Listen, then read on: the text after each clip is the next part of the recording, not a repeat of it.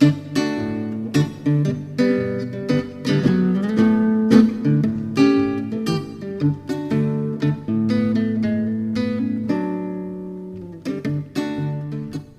to All Right in Sin City, a podcast about writers and writing in the Windsor, Detroit region.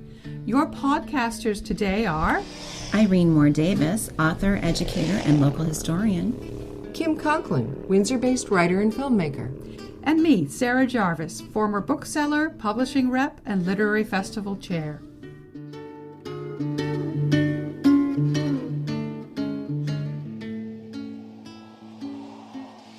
Don Gillmor is the author of To the River, which won the Governor General's Award for Nonfiction.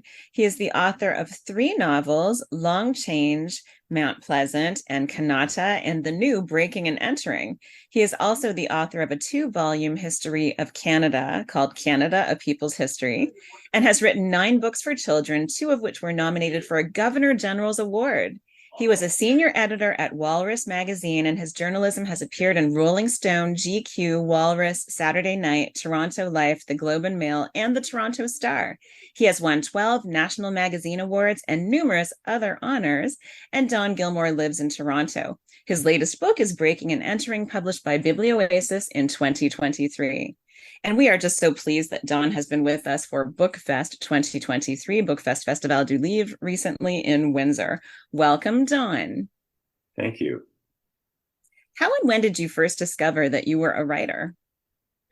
I think around the age of 15, it was like a fantasy. I had this fantasy that I would be a writer. And I imagined that writers lived in cabins in the woods. You know, I didn't know any writers. I didn't know any writers that I grew up in Winnipeg, and so I didn't know any writers in Winnipeg. And I had this idea that they all lived out somewhere in this sort of remote cabin. And I thought, well, that could work. Was this influenced by Farley Mowat in any way? No, I hadn't read Farley at that point. Okay. But, yeah, I was still kind of at the Hardy Boys, but yeah, there you go. And was it Emerson or Thoreau whose mother came and did his laundry anyway? One of those. Yeah. Sure. Yeah. Well, my mother did do my laundry, but she wouldn't come out to the woods to do it. So prolifically through the years, you've published nonfiction, fiction, history, children's literature, and a great deal of journalism. How do you carve out time for all those endeavors, with or without laundry? Do you tend to tackle one project at a time, or can you work on various forms of writing simultaneously? I usually have more than one thing going, and often for the reason that if I get stuck on something, then I can just move to another project. And the kids' books have always been very kind of organic, where I've never sat down and thought, I'd like to write a kids' book today, and what would be a good idea. It's always been something that sort of lands on me, and then I sit down and write it. So they come in different forms, but I usually have 2 or 3 things going at any given time. As a multi-genre writer, how does your writing process shift depending on what you're working on? Is there a certain routine that works well for fiction and a different one for journalism, or a particular place or time? No, I mean, I like to work in the mornings, for whatever I'm writing. But I find that, fiction and nonfiction they're kind of a cure for each other in a way. And, when I used to do a lot of journalism, I would be sitting there interviewing someone, and they would be incredibly dull, and I'd be thinking as they're droning on, it's too bad that this guy's an accountant instead of a, astronaut or a lion tamer or something. And you're always stuck with reality when you're doing nonfiction. And with fiction, it's the opposite, where sometimes you wish you had this grounding, because anything can happen. You can write anything can happen from day to day.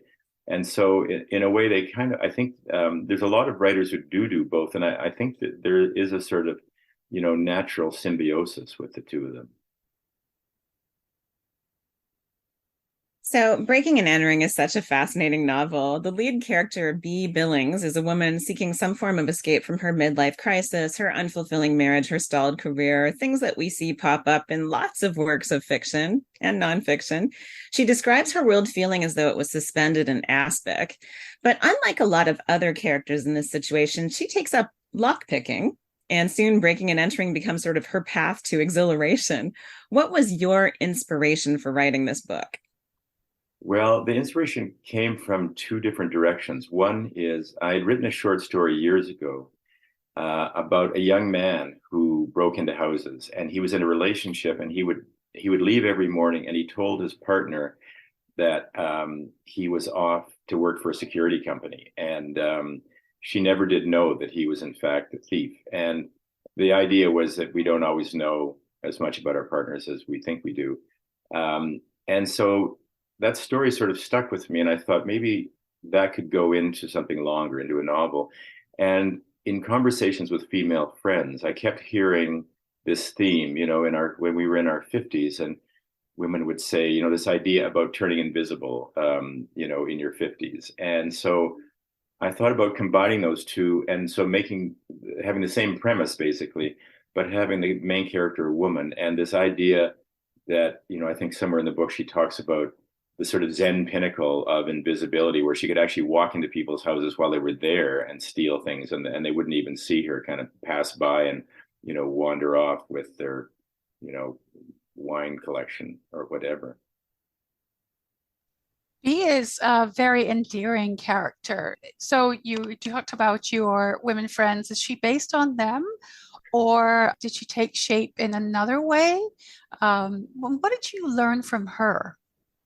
I have to say, if she was based on someone I knew, I wouldn't admit it at this point. But no, she wasn't. Like there's bits and pieces from various people, but the character isn't based on anyone. And I did take some real life scenarios and apply them to the book. So, for example, there's a scene in the book where on her 50th birthday, Bee has a brownie. The caterer gives her a brownie that has marijuana in it, and she takes a couple of bites, not knowing this, and then becomes spectacularly stoned. And this, in fact, did happen to a friend of mine who was leaving the house one morning, and there was banana bread sitting on the counter.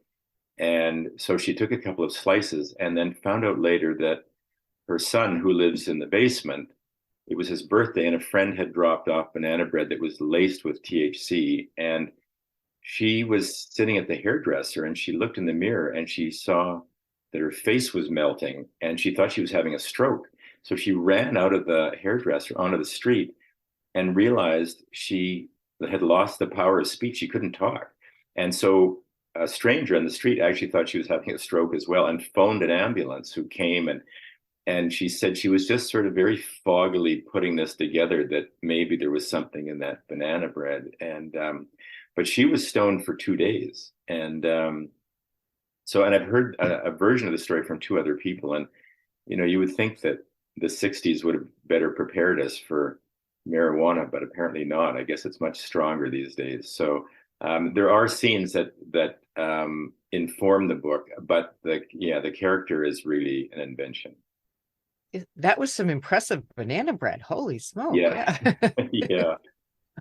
All right. The book is receiving a lot of positive attention. What has delighted you the most about reader reaction to this novel, or other reactions? I have a website and get emails to the website, and a woman wrote in and said that she said this was like I had been eavesdropping on her life, and that everything in the book, and I wrote back saying, I hope that not everything that is happening in your life is taken from the book. But it's gratifying to see that you've hit some sort of nerve, especially given that, it's a female character. And this is the first time I've actually had a female character as the main character. And, which is a bit of an adjustment. So it was very gratifying to hear that.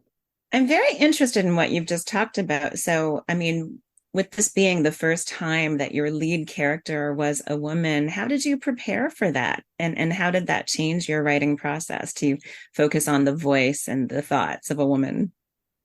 Well, one of the things I think it does, and in a way, it's a kind of helpful exercise, because when you have a male character who's the central character, when you do run into problems, or even if you don't run into problems, you can often just go into your own head, your own psyche, and you can find these sort of masculine tropes, and they're very familiar, and sometimes maybe too familiar. And I think when you do have a female character, it sort of forces you out of your head. And in the case of B, and the case really of her sister, and to a lesser extent her mother, it's a more incremental process, that as you're writing the book, you are becoming more informed about this character, basically, and she's taking on life as you go along. And then, I would go back and kind of fill in what I now knew about her. But it really was a sort of exploration, and in some ways, more satisfying than writing a male character. I know you're busy promoting this book right now, and it's hard to sort of focus on a different thing. But are you working on new material right now? Is that part of your creative process to cross-pollinate? I am. I've got another novel on the go, and I'm working on a screenplay with a friend of mine who's a screenwriter, based on a previous novel. And so that's kind of an interesting exercise as well. It's always good, I think, to try something new, and screenwriting is new. Would you like to read a little from Breaking and Entering for our listeners? Sure. I've got a little passage here, and this is the prologue. At night, the street regained its innocence, everything still and stored away. A few lights were on, mostly for security. The people asleep, the air heavy and unmoving. The sound of air conditioning units, rattling, wheezing, struggling, a symphony. A few cats moving languidly. The line of cars, dark and foreign. There were so few lawns now. Everyone had prairie grass or Japanese maples or ajuga, straw-colored and dry. Once inside, you saw the furniture, the incomplete set of dishes, the big screen. The third floor is abandoned, impossible to keep cool in this weather. The shoes lined up near the door, always more than anyone could practically use. The keys in a ceramic bowl they'd brought back from Seville or Istanbul.